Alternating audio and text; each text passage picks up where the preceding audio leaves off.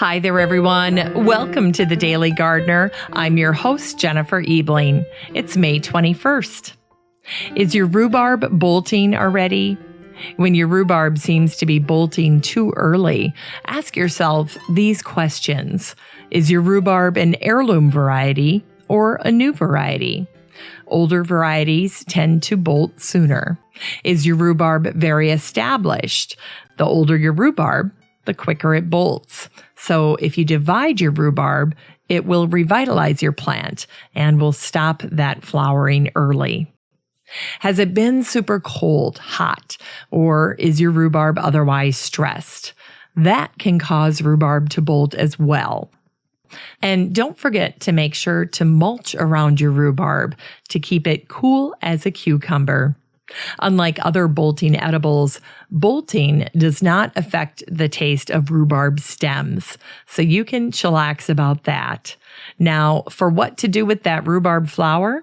Well, I have a friend who cuts them and brings them in the house and treats them like a cut flower. Here's today's brevities. It's the birthday of Alexander Pope, a gardener poet who helped inspire the English landscape garden. When Pope was 12, he contracted Pott's disease, a form of tuberculosis.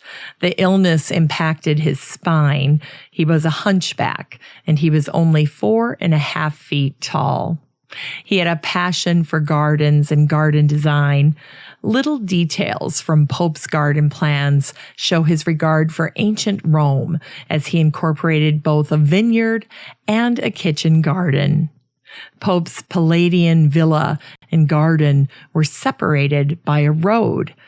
Pope cleverly used a tunnel to go under the road in order to create private access to the garden from his home. The tunnel became his grotto, a masterpiece of mirrors, candles, shells, minerals, and fossils. He described the thrill of finishing the grotto in a letter to his friend, Edward Blount, in 1725. I have put the last hand to my works.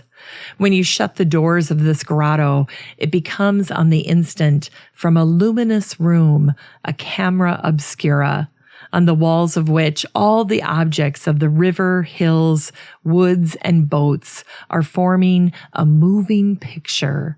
And when you have a mind to light it up, it affords you a very different scene. It is finished with shells interspersed with pieces of looking glass and angular forms, at which, when a lamp is hung in the middle, 1,000 pointed rays glitter and are reflected all over the place. Pope's villa and grotto became a tourist destination. After he died, the new owners of his property were so annoyed by the attention that they destroyed both the garden and the villa. Today, plans are underway to restore the grotto to its former glory. It's the birthday of the painter Henri Rousseau, born on this day in 1844. Rousseau didn't start painting until he was 40 years old. He submitted his work to the Salon in 1886 and was ridiculed. Nonetheless, he returned every year for the rest of his life with new pieces. One harsh critic said that Rousseau painted with his feet.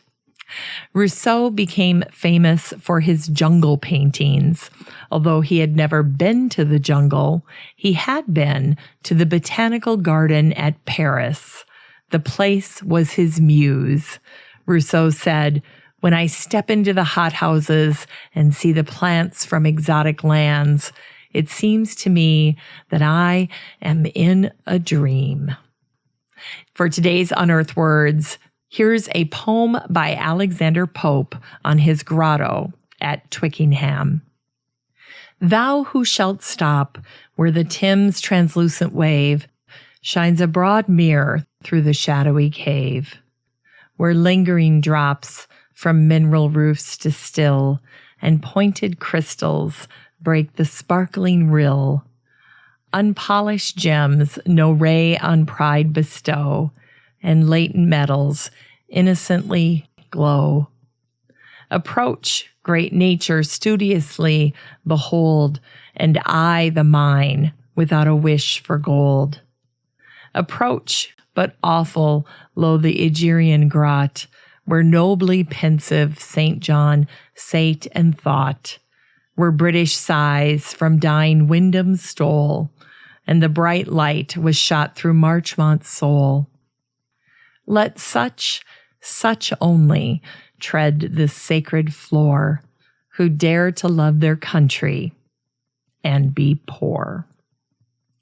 Today's book recommendation is The Land of the Blue Poppies by Frank Kingdon Ward. Ward went on 24 impossibly daring expeditions throughout Tibet, China, and Southeast Asia. He discovered the legendary Tibetan blue poppy. Ward's accounts capture all the romance of his adventurous expeditions, whether he was swinging across a bottomless gorge on a cable of twisted bamboo strands or clambering across a rocky scree in fear of an impending avalanche. For today's garden chore, take a cue from Alexander Pope and connect your house to your garden with a path. This is especially lovely if you have a kitchen garden or if you grow edibles. By uniting these two areas, you're conveying the significance of the garden as part of your home. With a series of paths and steps, you can also create offshoots to garden rooms or other distinct spaces. And if your garden is feeling disjoint or too much like an island, a passageway could be the perfect way to achieve connection and harmony. Finally, here's something sweet to revive the little botanic spark in your heart.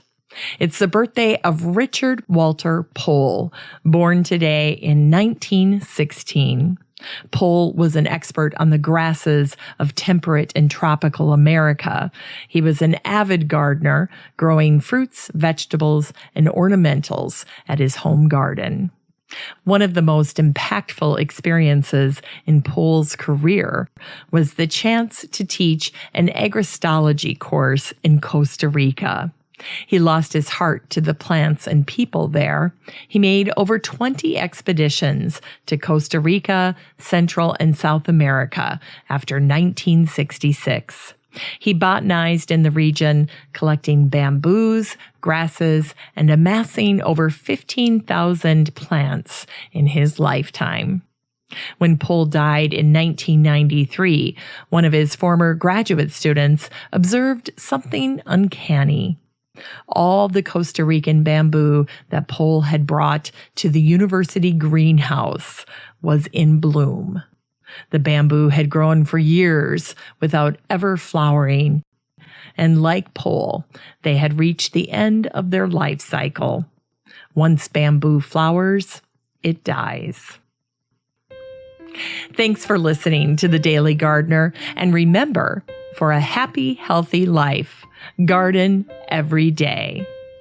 The Daily Gardener is produced weekdays in lovely Maple Grove, Minnesota. You can find complete show notes over at thedailygardener.org, and be sure to share the show with your garden friends. You can find The Daily Gardener on all your favorite social media, Instagram, Twitter, and Pinterest, and of course, Facebook. While you're over at Facebook, don't forget to join the Daily Gardener community. Just search for these 3 words, Daily Gardener Community. The group will pop right up and then request to join. Finally, I want to thank my team at Podfly Productions, where my fabulous editor is Eric Begay. Have a great day in the garden, and we'll see you tomorrow.